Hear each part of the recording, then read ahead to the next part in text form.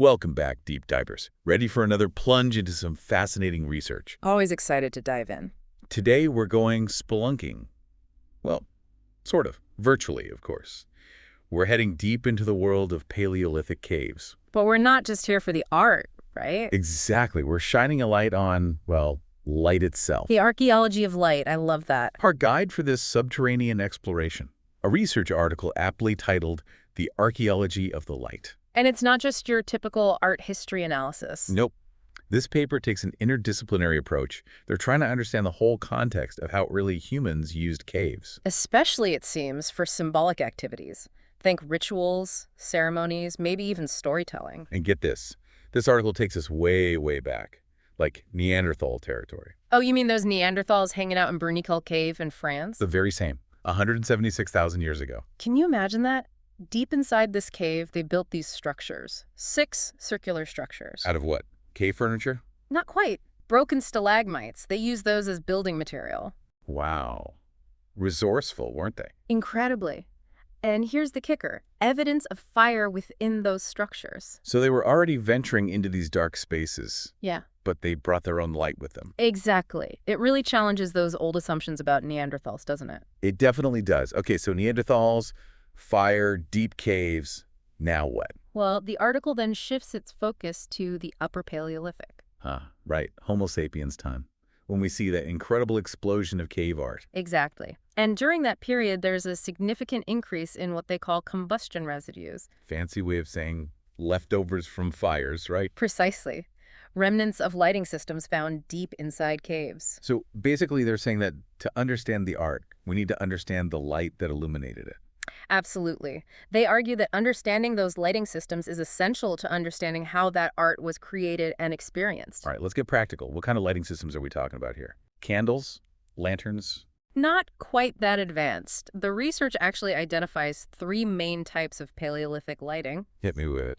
torches, fireplaces, and lamps. Okay, so fire in various forms. You got it. Torches, those seem to have been the most common. We see evidence of those from scattered charcoal remains. Makes sense. Easy to carry around. Then there are fireplaces. Those suggest a more permanent lighting solution, indicated by those intentionally built fire areas, hearths. Right, hearths.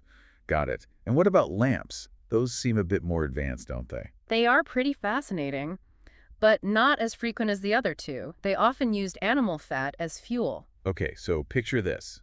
You're deep inside a cave. The only light coming from a flickering animal fat lamp. Maybe not the most aesthetically pleasing lighting, but it got the job done. Definitely effective. So where are they finding all this evidence? One specific cave? Or are they looking at sites all over? Well, the article highlights one cave in particular, Nerja Cave in Spain. They use it as a case study. Why Nerja? What's so special about it? Well, what's interesting is that they found evidence of all 3 lighting types within that single cave. So they could compare and contrast how each type was used. Exactly. It's like a Paleolithic lighting showroom all in one place. I love that. Okay, so they figured out the types of lighting. But they didn't stop there, did they? Oh, no. They went deeper, literally and figuratively. They wanted to know more about the fuel itself. So we're talking about the wood they burned. You got it. The article goes into detail about what they call anthropology research, basically analyzing ancient charcoal. So sifting through the ashes of time. Literally. Pretty much. And you know what they found? Lay it on me. A distinct preference for a specific pine species, Pinus sylvestris nigra, for lighting. So they weren't just burning any old wood they could find, they were picky. It seems that way. And this preference was consistent across different time periods within Nerja Cave. So why this particular pine? Were they trying to create a nice pine-scented ambiance down there? That's a funny thought. But there are probably more practical reasons. This particular pine species is known for its resin content, so it would have burned brighter and longer. So they were basically choosing the Paleolithic equivalent of a super-powered, long-lasting light bulb. You could say that. And there's even evidence suggesting they specifically sought out dry, dead wood, which, of course, burns more efficiently. Smart. So they knew what they were doing. Definitely not just random cave dwellers fumbling around in the dark. And here's another fascinating detail. They found pine buds in the charcoal. Pine buds. Yep. And those might point to seasonal visits to the cave. Like maybe they were only going there during certain times of the year when the dry wood was more readily available. Exactly. It's incredible, isn't it? We can glean these specific details about the daily lives and practices of people from tens of thousands of years ago. All from analyzing tiny bits of charcoal. It blows my mind. It really highlights the power of this interdisciplinary approach. And while the article focuses primarily on the practical aspects of wood selection, it also acknowledges that cultural and symbolic factors might have played a role. Right. We can't rule out the possibility that certain types of wood might have held specific significance in their rituals and beliefs. Okay, so they've got the lighting types, the preferred fuel. But how do they figure out the timeline of human activity within the cave? Were they just hanging out in Nurja for a few weeks and then moving on? Oh, no, not at all. The researchers used a combination of charcoal dating, carbon dating, and Bayesian analysis, which is a statistical method to create a timeline of activity. And what they found is that there were at least 12 distinct phases of visits to Nurja Cave. 12 phases. That sounds like they were coming back to this cave for generations. Exactly. And these visits spanned a long period, like really long. We're talking 41,218 to 3,299 years ago. Wow. That's nearly 40,000 years of human activity in this one cave. Talk about a popular spot. Right. And they didn't just rely on the charcoal dating. They also used soot microlayers within a stalagmite to refine the timeline even further. So they're like prehistoric detectives piecing together these clues from the past. That's a great way to put it. And by analyzing the distribution of those lighting remnants, they can also map how different areas of the cave were used over time. So they're creating a spatial history of human activity deep within the earth. Precisely. Okay, so we've talked about all this analysis of charcoal and soot, but what about the coolest part? The experimental recreations of Paleolithic lighting. Did they really build torches and fireplaces and lamps?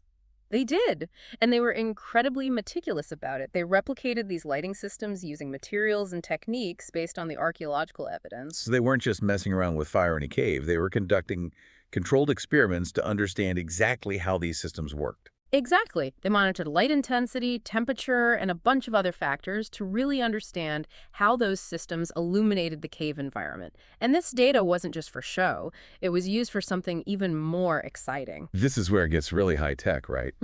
They use this experimental lighting data in GIS studies to analyze the visibility and accessibility of the cave art itself. You got it. By combining their knowledge of Paleolithic lighting with 3D models of the caves, they could actually visualize how the art would have been illuminated. That's incredible. It's like taking a time machine back to the Paleolithic and experiencing those caves through the eyes of the artists themselves. Exactly. For example, in Axura Cave, they found strategically placed hearths that likely enhanced the visibility of certain horse figures. So it's not just about the images themselves, but how those images were presented, illuminated, experienced. It adds a whole new layer of meaning to the art, wouldn't you say? Absolutely. It's like understanding the stage lighting in a play. It completely changes how you perceive the scene and the actors. Mind blown yet again.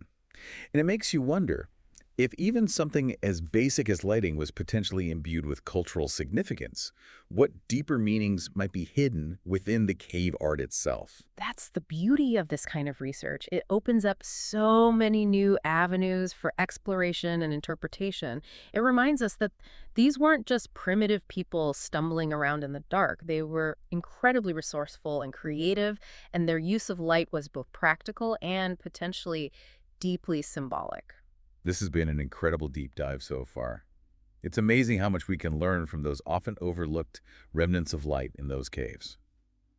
We'll be right back after a quick word from our sponsors. Don't go anywhere. That makes you think, doesn't it, about how much we can learn from just looking at the way they used light? Yeah, it's like a window into their world, their ingenuity, their understanding of the environment. It's pretty humbling. But before we get too philosophical, I want to make sure we've got all the key points for our listeners. A little recap, maybe. Sounds good. So we started way back, right, with the Neanderthals.